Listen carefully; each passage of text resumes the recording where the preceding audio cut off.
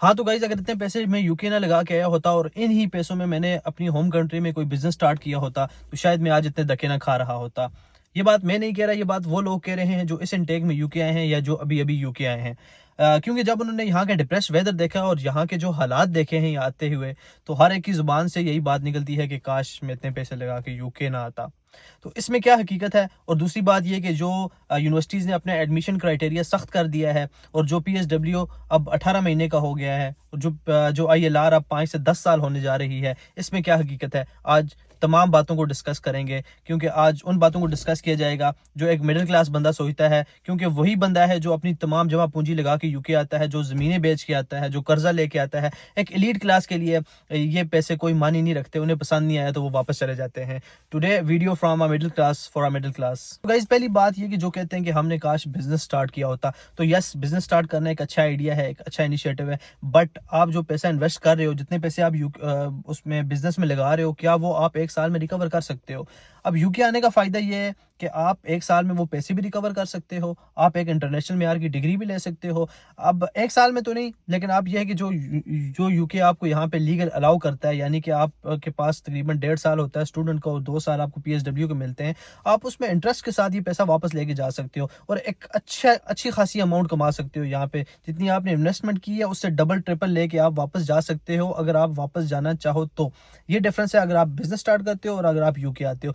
अब दूसरी बात रहेगी, जो एडमिशन क्राइटेरिया सख्त किया है उसकी वजह यह है कि जो हमारे स्टूडेंट्स यहाँ पे आते हैं, पाकिस्तान, इंडिया, बांग्लादेश या साउथ एशिया कंट्रीज के जो भी आते हैं, वो यहाँ पे आके एक माइंड सेट के साथ आते हैं। कुछ कुछ स्टूडेंट्स जो यहाँ पे आते ही अजाइलम डाल देते हैं। अब अजाइलम में गे अजाइलम भी होता है। अब अजाइलम में वो ये होता है कि हमें पीछे अपनी कंट्री में खतरा है बहुत ज़्यादा, ये दूसरा तीसरा पॉलिटिकल या जो भी उनके तरीके होते हैं वो उसमें अज़ाइलम डाल देते हैं। और यकीन करें कि इनमें जो सबसे ज़्यादा अज़ाइलम डालने वाले लोग हैं वो हमारे पाकिस्तान के हैं। और वो जो अज़ाइलम मैक्सिमम डालते हैं वो गे अज़ाइलम डालते हैं, क्योंकि आपको पता है पाकिस्तान में एक इस्लामिक कंट्री है, वहाँ पे ये अलाउ नहीं है। तो वहाँ पे इसलिए इस चीज़ को यहाँ पे एक्सेप्ट कर लिया जाता है कि यार इनकी जान को वहाँ पे ख़तरा होगा। तो इस चीज़ों को मद्देनज़र रखते हुए ये बहुत ज़्यादा फेक केसेस जब हुकूमत ने पकड़े हैं, तो हुकूमत ने और साथ में यूनिवर्सिटीज़ ने यही फैसला किया कि यार अब वही स्टूडेंट यहाँ पे आएंगे जिनका सिर्फ माइंड होगा पढ़ने वाला, जो यहाँ पे अजाइलम के लिए नहीं आते या जो यहाँ पे आके कोई दूसरे काम नहीं करेंगे। तो इस वजह से बड़ा सख्त कर दिया अब इन्होंने। अब बहुत कम स्टूडेंट्स को वीज़ा मिल रहा है। पहले जो रेशो 99% थी, अब वो रेशो 50% पे चली गई है। तो इस तरह ये सख्तियाँ हुई हैं इस वजह से। अब एक और सवाल जो बहुत ज़्यादा पूछा जाता है वो ये कि यार 18 महीने का पीएसडब्ल्यू अब हो गया है। अब ये हो गया 18 महीने का, यानी कि जो स्टूडेंट्स अब आएंगे ना, उनका जो पीएसडब्ल्यू होगा वो 18 महीने का ही होगा। तो अब यूके आने का फ़ायदा है या नहीं है? अब 6 महीने एक बहुत बड़ा अरसा होता है, एक बहुत बड़ी अमाउंट आप 6 महीने में कमा सकते हो यूके के अंदर मेहनत करके। लेकिन अब वो 6 महीने आपके कट हो गए। अब जो आना चाहता है, वो इन 18 महीनों में भी बहुत कुछ कर सकता है। वो अपने लिए स्पॉन्सर भी ढूँढ सकता है।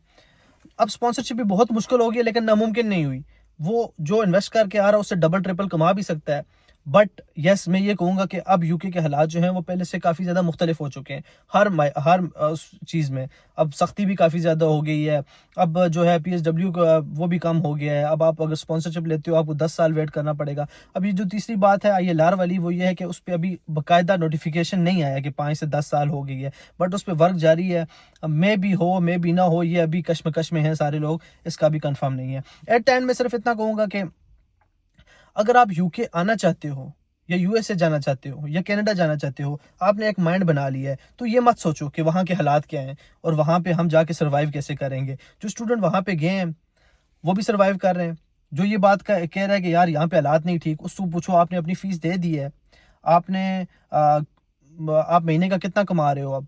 यस, मुश्किल है, मेहनत कर रहे हैं, 12-12 घंटे, 14-14 घंटे, 16-16 घंटे काम कर रहे हैं, बट उसका बेनिफिट मिल रहा है।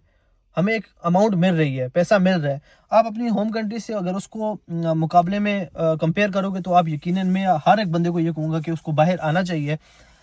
और नहीं तो वो 3 साल 4 साल जो आपको लीगल अलाउ है उसमें आ जाओ। कम से कम इतना कमा के जाओगे कि वहाँ पे जाके इंडिपेंडेंट हो जाओगे।